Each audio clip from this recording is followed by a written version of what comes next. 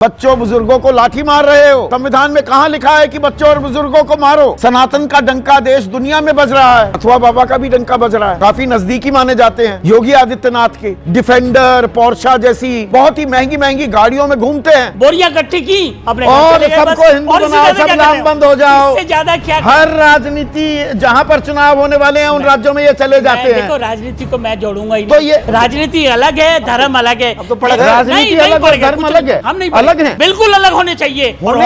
चाहिए से क्या होता है? मणिपुर जाइए, एक महंत मुख्यमंत्री बना दिया जाए। संत महंत तो राजनीति में आते ही नहीं है। आपने परिभाषा कमाल की बात कर रहे हैं। हाँ, बताइए बताइए। अच्छा, शंकराचार्य को बीजेपी और आप लोग करते रहे धर्म का इस्तेमाल करेंगे ना। अच्छा, आप पॉलिटिक्स करेंगे खुल के कह रहे हैं। और जैसे इस्तेमाल करना चाहेंगे धर्म का वैसे करेंगे अपनी सहूलियत के हिसाब से। उनको इजाजत ये नहीं है कि धर्म, ये कमाल का तर्क है।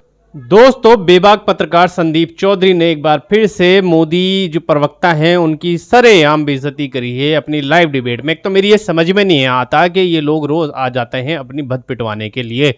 किसी भी मुद्दे पर इनसे सवाल कुछ और किया जाए, जवाब कुछ और देते हैं।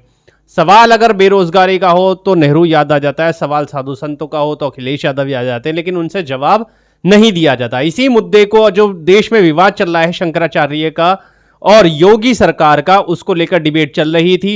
ये तमाम पूरी डिबेट में आपको दिखाऊंगा कि किस तरीके से जो है भरी डिबेट में जलील किया है बीजेपी प्रवक्ताओं को संदीप चौधरी ने। आज ही के दिन एक बात क्लियर है, यहां पर समझने वाली बात है, क्योंकि जब नफरत फैलाई जाती है ना तो सभी के घर उसमें आते हैं, चाहे वो कोई भी हो, हिंदू मुस्लिम कोई भी हो। पहले मुस्लिमों पे बुलडोजर चलना शुरू हुआ, हिंदू बड़े खुश हुए। कथाकथित हिंदू जो बीजेपी वाले हिंदू है, सारे हिंदू नहीं, हिंदुओं ने विरोध भी किया इस पर। जो सेकुलर हिंदू हैं, जो देश का सम्मान करते हैं, जो संविधान से चलने वाले हिंदू हैं, जो सनातनी हिंदू हैं, उन्होंने इसका विरोध किया। तो ये बड़े खुश थे, बुलडोजर चल रहा है, बुलडोजर चल रहा है। आज तमाम हिंदू कॉलोनियों पे, हिंदू गांवों पे दबा के बुलडोजर चल रहा है दिल्ली के अंदर, और हिंदू करोड़ों रुपए के उनके मकान टूट गए और वो सड़कों पे आके रो रहे हैं। तो ये सबके साथ हो रहा है। अब पहले कुंडाई की जाती थी, मुसलमानों की मस्जिदों के बाहर नारे लगाए जाते थे, उनके घर में घुस के उन्हें धमकाया जाता था, मारा जाता था। या क्रिश्चियन, अभी हमने पीछे क्रिसमस के टाइम पर देखा किस तरीके से मॉल के बाहर चर्चों में घुस के तोड़फोड़ की गई। अब यही काम उन सनातनियों पे किया जा रहा है जो मोदी सरकार के सनातनी नहीं है, जो मोदी सरकार का फेवर नहीं करते हैं। शंकराचार्य के शिविर में घुस के नारे लगाए गए, उनको धमकी दी गई, हथियार लहराए गए और दबा के नारे चले। कट्टर सनातनी समर्थकों ने ये काम किया, उनका कहना ऐसा है। तो जो नफरत है ना, ये सबको लेके डूबती है, और अब ये साफ नजर आ रहा है कि ये नफरत इन सबको भी लेके डूबने वाली है। और ये नफरत ही बीजेपी को भी डुबाएगी, क्योंकि ये नफरत का जो गड्ढा बीजेपी ने खोदा है ना, अब इसमें बीजेपी खुद समाने वाली है धीरे धीरे। शायद मैं ये कह सकता हूं कि अब वो दिखने लगा है कि ये नफरत ही बीजेपी को डूब के लेके जाएगी, बीजेपी की फैलाई हुई नफरत। क्योंकि जिस तरीके से अब भाजपा समर्थक गुंडे जो हैं वो सड़कों पे उतरे हुए हैं, हर किसी को मार रहे हैं, किसी को कुछ भी कह दे रहे हैं, जो जी में आए वो लोग ये कर रहे हैं। अरेस्ट हो जाते हैं, एफआईआर हो जाती है, 2 दिन बाद इनको जो है जमानत भी मिल जाती है। संभल में हमने देखा जो उपद्रवी थे उनके पोस्टर फटाफट ऐसे मिनटों में लगा दिए गए, लेकिन जो शंकराचार्य के शिविर में घुस के दंगा कर रहे थे, हथियार ले रहे थे, उनका अब तक पोस्टर भी नहीं लगा। उनकी गिरफ्तारी हुई या नहीं हुई ये भी पता नहीं, उन पर केस बना या नहीं बना ये भी पता नहीं। तो ये जो नफरत है ना, यही अब इन सनातनियों पे भारी पड़ेगी जो इस नफरत का पहले समर्थन कर रहे थे। तो अब भाजपा जो है आने वाले चुनाव में, जो महज कुछ ही दिन रह गए, बंगाल का चुनाव बहुत बड़ा चुनाव है, उसके अलावा यूपी के चुनाव में साफ हो चुका है कि सनातन का मुद्दा इनको लेके डूबेगा। क्योंकि शंकराचार्य ने कह दिया है कि एक बटन की सरकार है, बस एक बटन दबना है, और जो सरकार आज है वो कल नहीं रहेगी। हम सरकार बना सकते हैं तो हम सरकार गिरा भी सकते हैं। तो अब शंकराचार्य और योगी बीजेपी की खुली आमने सामने की जंग शुरू हो चुकी है, और यही जंग इनको लेके डूब जाएगी। अब देखिए, इस वीडियो देखिए। अब इसमें जिस मुद्दे पर संदीप चौधरी ने उठाया है, कैसे सवाल किए हैं, किस तरीके से सरकार को आईना दिखाया है, और हर बार की तरह इस बार भी बीजेपी प्रवक्ताओं पर जवाब नहीं बना है। सरकार संदीप चौधरी ने सवाल शंकराचार्य पे पूछा, जवाब अखिलेश यादव पे दे रहे हैं।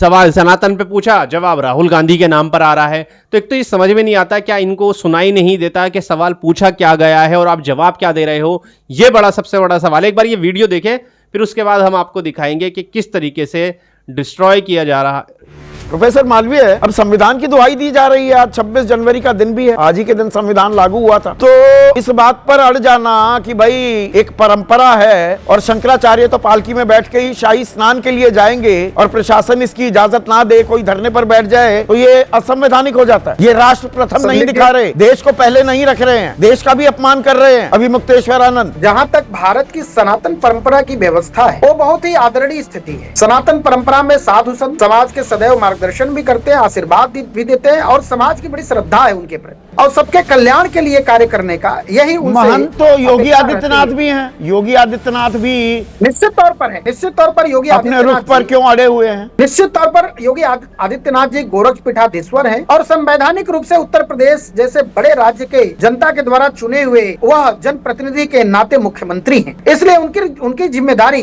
बहुत ही गहरी हो जाती है और बड़ी हो जाती है। उनकी जिम्मेदारी बड़ी हो जाती है, ठीक है, मैं ये बात मान रहा हूँ आपकी। तो संविधान का पालन नहीं कर रहे हैं अभी मुक्तेश्वरानंद, वो क्या नाम था, वो कौन कथावाचक था, नाम भूल गया मैं। गार्ड ऑफ ऑनर दिया था आपकी शानदार पुलिस ने, संविधान की धज्जियां नहीं उड़ी थी। ये बाबा सतवा, ये जो बड़ी बड़ी डिफेंडर शायद 1.25 करोड़ की गाड़ी है, पोर्शा 2 करोड़ से नीचे पे तो आती नहीं, और ये हड़काते घूमते हैं बनारस में प्रशासनिक अधिकारियों को, वहाँ संविधान की धज्जियां नहीं उड़ती। देखिए संदीप जी, आप इन 2 उदाहरण को लेके 2 संदर्भों की का ये विषय है, एक नहीं। अच्छा,